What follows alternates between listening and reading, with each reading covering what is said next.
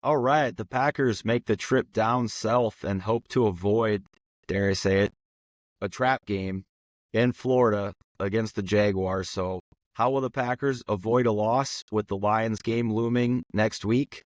Let's talk this one through.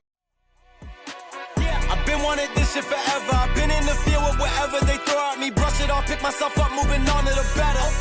Hey. Yeah, ain't no errors, baby. It's a new era. I wake up early feeling rich like I'm cash. All right, everybody, welcome back to another Saturday edition of Sounds Gouda, where Rob and I will be previewing the Jacksonville Jaguars game. So my name is Jordan Olson. This is Rob Ralph sitting next to me, my best friend and co-host. We want to thank you all for being here today and talking about this game with us. We have new episodes every Wednesday and Saturday on YouTube, Spotify, and Apple Podcasts. So, Rob, the Packers open up as 4.5-point favorites against the 2-5 Jaguars. So what are you thinking about as we head down to Florida for this game?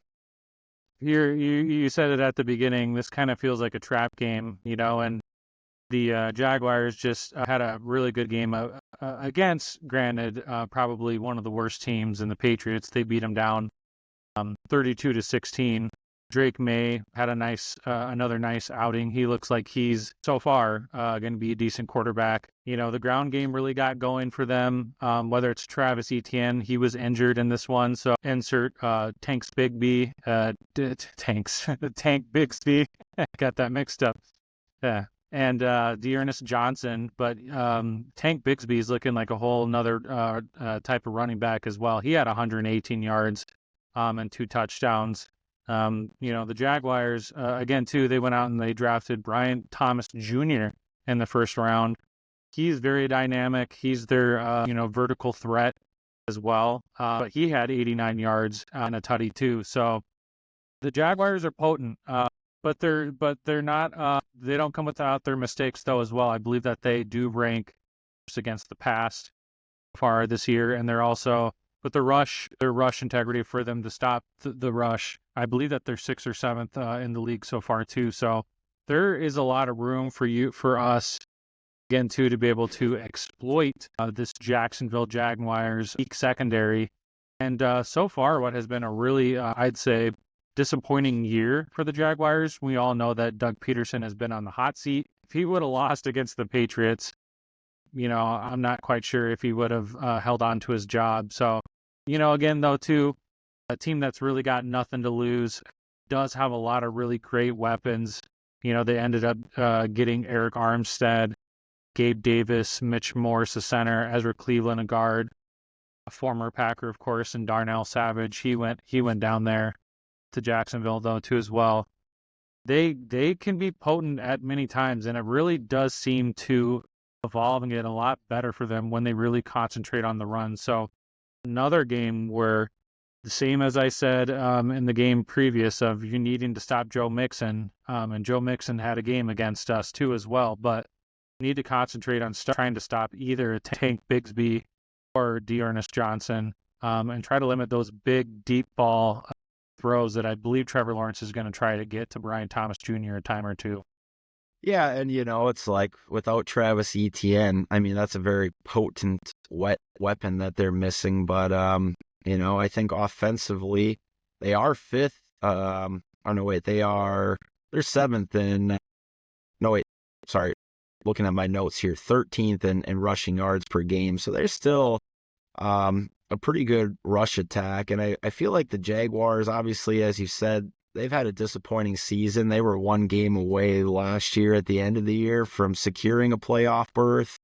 They kind of had a collapse, made a number of offseason changes, and I think they were hoping to come back and be one of those fringe playoff teams or compete in a division. I mean, it probably kind of felt like it was a long shot to beat the Texans, but probably felt like in that division where you've got a couple of weaker teams that you could stack some wins and try to find yourself as a wild card team. But, you've got 2 quarterbacks that both got $55 million a year annual value extensions. Both of them have kind of had interesting seasons so far, but one's 5-2 and one's 2-5 at this point in time. And you alluded to it as well. I think the Jaguars are going to be desperate to Yes. win at home. They're coming back from a long road trip in London. They've probably been there for nearly 3 weeks at this point in time. Probably eager to get home, play in front of their home crowd.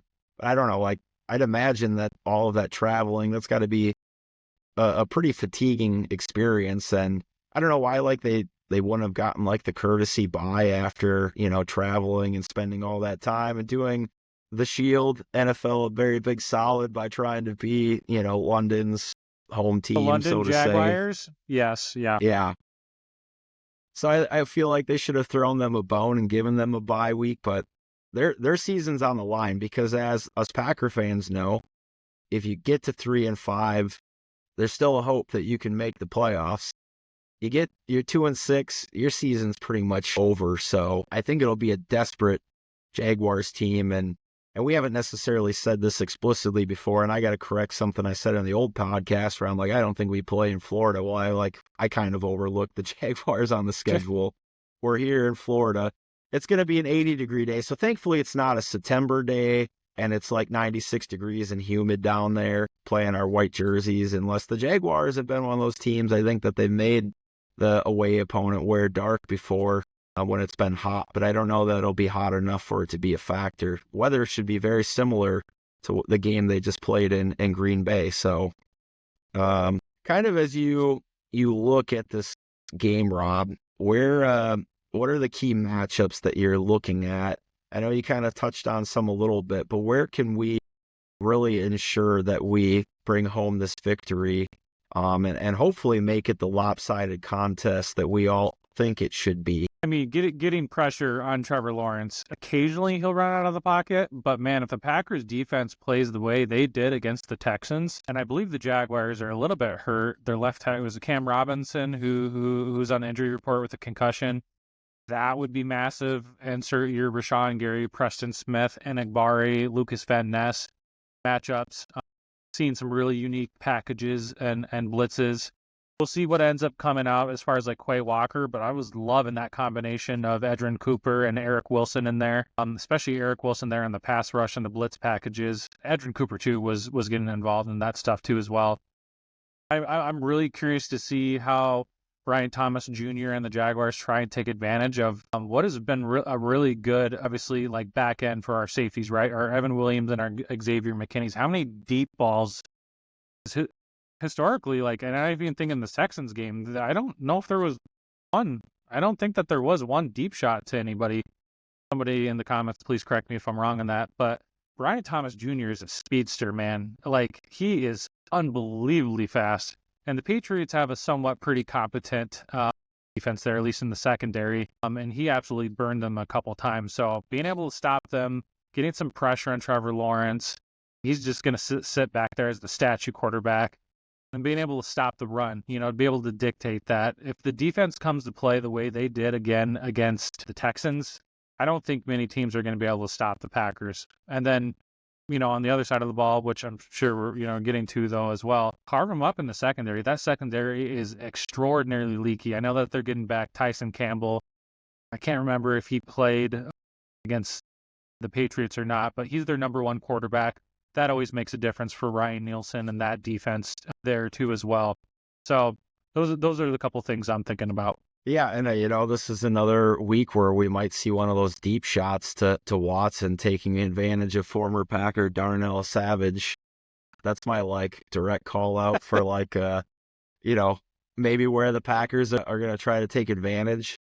Jaden Reed can obviously get deep too, and we didn't talk about this in our last episode, but man, that was a strike from Jordan Love to Jaden Reed, and he couldn't survive the ground. But I think that they'll try to take advantage deep over the middle, these Packers receivers and Matt LaFleur. So the other thing that I think is going to be tough, just kind of a key matchup, how is our rushing attack going to meet a very tough front seven of the Jacksonville Jaguars? They've got Eric Armstead there. They've got Trayvon Walker. They've got Josh Hines Allen. So they've got some great players on that side of the ball. And I think we might, while we're still going to remain balanced, I think this is going to be a big game for Jordan Love and the Packers receivers. So it's kind of what I'm looking at. But yeah, and then we'll see, Packers will face a few other former Packers too. They've got Savage, Van Lanen, DeGuara. So I'm not going to say that Van Lanen, which who knows if he'll get on the field, or DeGuara are going to exactly try to have like a revenge game against the Packers. But I'd be willing to bet that Darnell Savage is going to be out there trying to show his former team that, hey, he should have kept me around. But I think he's probably looking at the Packers secondary now and be like, yeah, I stood no chance. Yeah, we were all very glad about what transpired this last offseason and getting to where we're at with Evan Williams and Xavier McKinney and Javon Bullard. Played more slot, but absolutely, yep, we're feeling pretty good. Total transformation. But all right. So we said it's going to be a trap game, or we want to avoid the trap game. But let's get into some score predictions. What do you think's going to happen, Rob? Are we going to have to eke out a close one or lose a close game, or are we going to take care of business? I think we're going to take care of business. I hope we're going to take care of business. Like I was saying, secondary is leaky. Jaguars just have not been on sync. They do tend to play a lot better when they get their rushing attack going. Insert Tank Bigsby, Travis Etienne if he plays. I think he's day-to-day, so that's still questionable. Even Dearness Johnson is still a pretty competent running back. If you can limit the deep balls to Brian Thomas Jr., I know they have Gabe Davis too, who is kind of a tweener, but he can hit the vertical routes though too, previously with the Buffalo Bills, and can be very flashy wide receiver and put up some big numbers. So it's not Brian Thomas Jr., it's definitely going to be somebody else. Yeah, I'm really believing that the Packers are going to go down to Florida and take a win, 31-21. All right, yeah. I really like the Packers to get into the fees as well on offense. The Jaguars are 30th in points allowed and 31st in pass yards per game, as we mentioned. So I have a hard time believing with some of the teams we played, the defenses like the Texans and the Vikings, and we've gotten to, we got to nearly 30 points in some of those games. I think we're putting up at least 30. It'll just be what our defense does. And coming off of our last performance, and Jeff Hafley, I think in the last 4 or 5 games, his defense has only given up like less than 1 score's worth of points, 3 points, 6 points on like the last 4 or 5 weeks. So I see our defense coming to play. With those two things in mind, I predict that the Packers will win 34-17. They take care of business, they come back, and they get ready to take on the division rival Detroit Lions for a big one. And then we'll really be able to talk some divisional football at that point in time. But Packers, I urge you, don't look past the Jags. Make this a statement game. Yeah, please don't. That's why everything is a trap game, right? Because we know the game, that next game upcoming is going to be massive. Massive. So just know that we do have new content every Wednesday, every Saturday. Wednesday is the recap from the game previous, and Saturday is the preview for the upcoming game. Of course, we are on YouTube, Spotify, and Apple Podcasts. Hit us a like and subscribe on YouTube. Make sure to give us a follow on there. Tell a Packer friend or two. We would genuinely appreciate it. I believe we are a couple subscribers away from 100, so we appreciate any word that you're able to give us. And yeah, we're both on X2 as well. I am at Robber79. Jordan is at Olsen Jordan, so connect with us there too as well.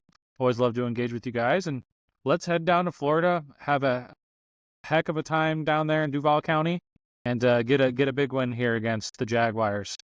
But with that, we hope you have a good morning, a good afternoon, and a good night. Take care. Go Pack, go. Go Pack. Been wanted this shit forever. I've been in the field with whatever they throw at me. Brush it off, pick myself up, moving on to the better.